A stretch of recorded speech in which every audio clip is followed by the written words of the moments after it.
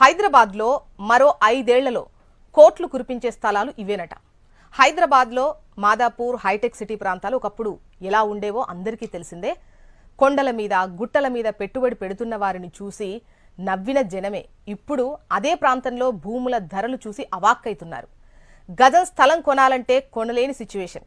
అందుకే అందుబాటులో ఉండగానే కొనుక్కుంటే ఆ తర్వాత దానికి రెక్కలొస్తే ఆకాశంలో విహరించవచ్చు. ఇవాళ అలాంటి భూమి గురించే మీరు తెలుసుకోబోతున్నారు. స్థలంపై పెట్టుబడి పెట్టాలి అంటే హైదరాబాద్ నుంచి బెంగళూరు హైవేకి వచ్చేయాలి. బెంగళూరు హైవే మీద షాద్ నగర్ ఉంది.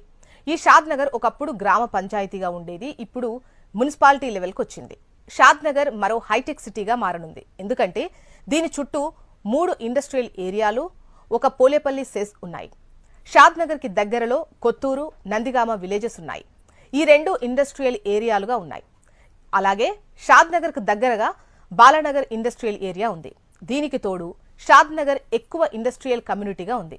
దీనికి తోడు షాద్ నగర్లో Amazon data centre, Microsoft, MSN pharma, Natco pharma, LV Prasad eye institute ఇవన్నీ కూడా ఉన్నాయి.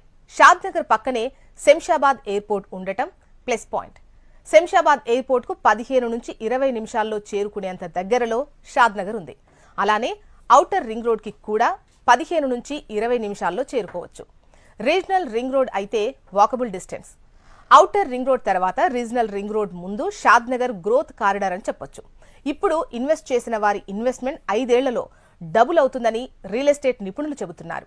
10 ఏళ్లలో 5 రెట్లు పెరిగినా ఆశ్చర్యపోనవసరం లేదు అంటున్నారు. ప్రస్తుతం షాద్ నగర్ 2019లో చదరపు అడుగు 500 ఉంది. 5 ఏళ్లలో 3 రెట్లు పెరిగింది. దీన్ని బట్టి షాద్ నగర్ ఏరియా ఎంత వేగంగా డెవలప్ అవుతుందో అర్థం చేసుకోవచ్చు. ఇక షాద్